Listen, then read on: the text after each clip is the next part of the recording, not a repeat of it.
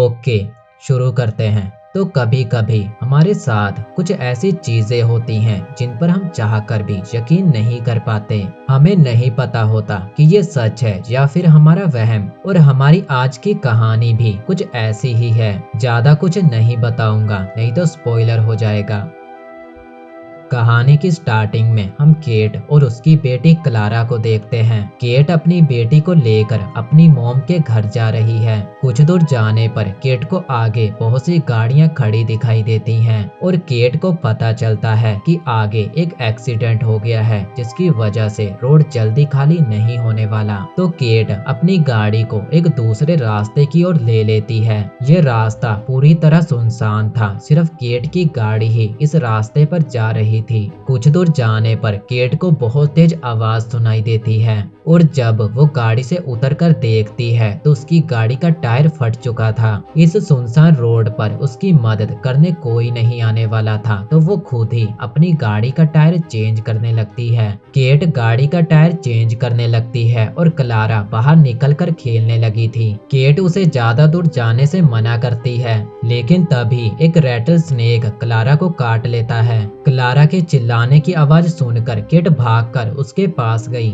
और वो देखती है कि एक स्नेक ने क्लारा को काट लिया है। केट मदद के लिए चिल्लाने लगती है, पर वो पूरा इलाका पूरी तरह से सुनसान था और उसके फोन में भी नेटवर्क नहीं था। तभी वो पास ही में एक घर देखती है, लेकिन ये घर पहले वहाँ नहीं था। खैर केट क्लारा को वहाँ लेकर जाती है। वहाँ एक अजीब सी औरत थी। केट उसे बताती है कि मेरी बेटी को सांप ने काट लिया है। तो वो औरत केट को कहती है कि यही पास ही में तूलिया नाम का एक गांव है, तुम जल्दी से अपनी गाड़ी का टायर चेंज करके आओ, फिर हम इसे वहाँ के हॉस्पिटल में लेकर चलते हैं। केट क्लारा को वहीं पर छोड़कर गाड़ी का टायर चेंज करने जाने लगी, पर वो औरत कहती है कि इस मदद के बदले मुझे क्या चाहिए ये मैं तुम्हें बाद में बताऊंगी। केट को लगता है कि इसे पैसे चाहिए होंगे और वो इस पर ज्यादा ध्यान नहीं देती और अपनी गाड़ी का टायर चेंज करने चली गई। गाड़ी का टायर चेंज करने के बाद जब वो वापस आई तो वहाँ पर वो औरत नहीं थी, पर उसकी बेटी बेड पर लेटी हुई थी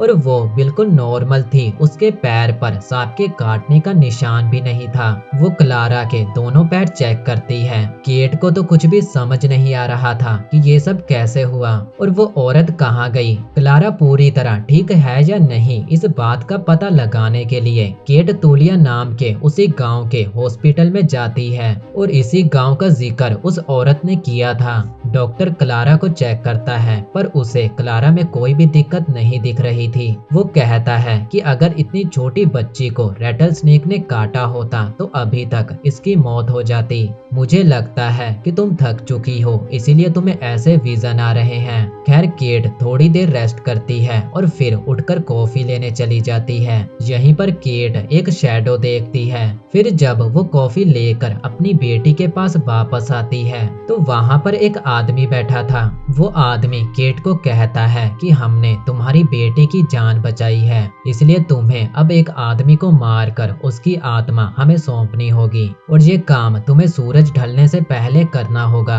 इसकी बातें सुनकर केट को लगता है कि शायद ये कोई पागल होगा जिसका इलाज इसी हॉस्पिटल में चल रहा होगा।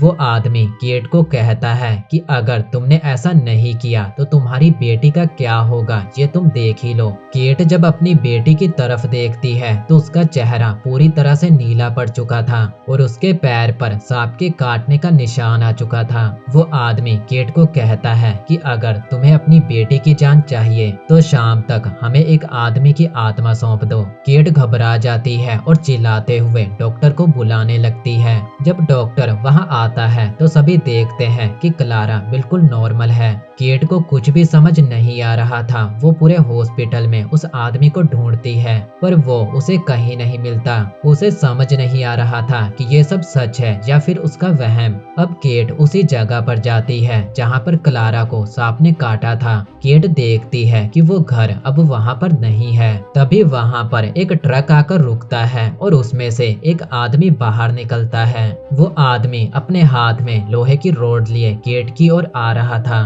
केट डर कर भागने लगती है पर उसका पैर फिसलता है और वो गिर पड़ती है। तभी वो देखती है कि उस आदमी के पूरे शरीर पर गोलियां लगी हुई हैं। अचानक वो आदमी और उसका ट्रक वहां से गायब हो जाता है। केट की दिमाग की नस फट चुकी थी, उसे कुछ भी समझ नहीं आ रहा था कि ये सब क्या है। फिर वो उस जगह के बारे में रिसर्च करती है और उसे पता चलता है कि उस जगह पर कई लोगों की मौतें हो चुकी हैं और उनमें से एक ट्रक ड्राइवर था और ये वही था जिसे अभी केट ने देखा था। फोटो में उसे वही शैडो भी दिखाई देती है जिसको उसने हॉस्पिटल में देखा था। इसी जगह पर एक वकील की भी मौत हुई थी और ये कोई और नहीं बल्कि वही था जो हॉस्पिटल में आया था और इस फोटो में भी उसे वही शैडो दिखाई देती है। अब केट को समझ आ चुका था कि अगर उसे अपनी बेटी की जान बचानी है तो उसे किसी और की जान लेनी होगी। हॉस्पिटल में केट को एक बूढ़ा आदमी दिखाई देता है जिसकी हालत काफी ज्यादा खराब थी। केट इसी आदमी को मारने का सोच लेती है।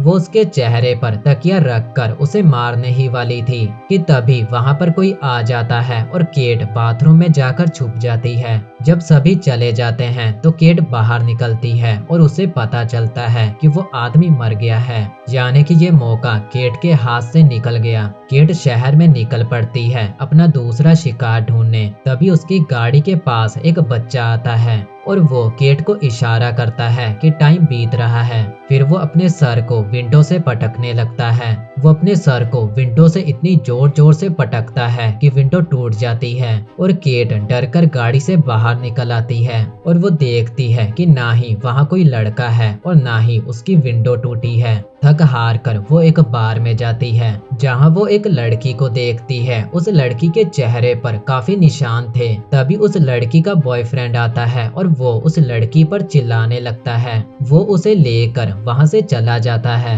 बाहर जाकर केट देखती है कि वो आदमी अपनी गर्लफ्रेंड को मार रहा है। केट उनका पीछा करती है और उनके घर तक पहुंच जाती है। फिर वो एक जगह पर जाती है जहां पर वो चाकू से मारने की प्रैक्टिस करती है। वहीं पर एक पुराना चर्च था जहां पर एक फादर खड़ा केट को इशारा करता है कि चाकू से नहीं बल्कि गन से मारो। इतना कहते ही उस फादर को आग लग जाती है। उसकी बात मानते हुए केट एक आदमी के पास जाती है जो इलीगल गन्स बेचा करता था। गन लेकर वो उसी कपल के घर जाती है। वो अपने चेहरे को कपड़े से ढक लेती है। पीछे के दरवाजे से वो घर के अंदर घुस जाती है। वो देखती है कि उस आदमी ने अपनी गर्लफ्रेंड के हाथों में भारी बुक्स पकड़ाकर उसे खड़ा किया हुआ था और वो आराम से बैठा टीवी देख रहा था। केट एकदम से सामने आकर उस आदमी के ऊपर गन तान देती है और फिर उसे लेकर एक सुनसान जगह पर पहुंचती है। वो आदमी गाड़ी चला रहा था और केट गन लेकर पीछे बैठी थी। एक जगह पे केट उसे गाड़ी रोकने को कहती है और अब उसे गाड़ी से उतरने को कहती है।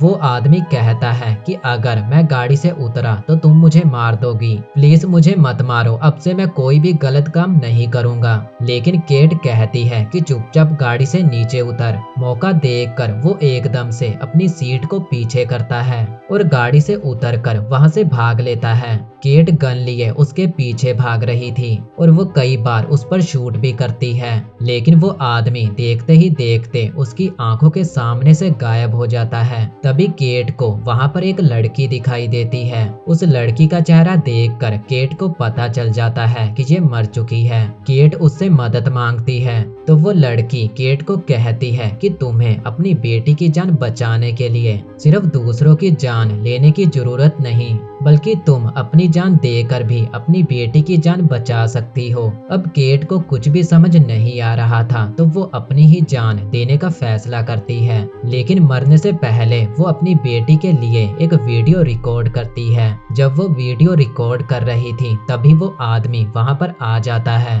और वो केट के सर पर पत्थर दे मारता है, जिससे केट वहीं पर बेहोश हो जाती है। जब उसे होश आता है तो सूरज बस डूबने ही वाला था तो केट अपने पास से चाकू निकालती है और अपना ही गला काटने लगती है। उस आदमी को भी समझ नहीं आ रहा था कि ये औरत अपना ही गला क्यों काट रही है। तभी वो स्नेक वहां पर आकर उस आदमी को काट लेता है। वो आदमी एक चट्टान से नीचे गिर पड़ता है। केट उसके पास जाती है और बस सूरज डूबने ही वाला था। वो आदमी अपनी जान की भीख मांग रहा था, लेकिन केट उसका गला काटने लगती है। वो आदमी मारा जाता है और जब केट ऊपर आती है और वहाँ पर वो उन सभी आत्माओं को देखती है जो कि अभी तक उसको दिखाई दे रही थी। केट तुरंत हॉस्पिटल में पहुँचती है और वो देखती है कि उसकी बेटी बिल्कुल ठीक है। उसकी बेटी ने काफी सारी ड्राइंग्स बनाई हुई थी और एक ड्राइंग में वही शैडो थी जिसे केट ने कई बार देखा था। अब जब ये दोनों हॉस्पिटल से निकलती हैं तो केट को रास्ते में वही आदमी दिखाई देता है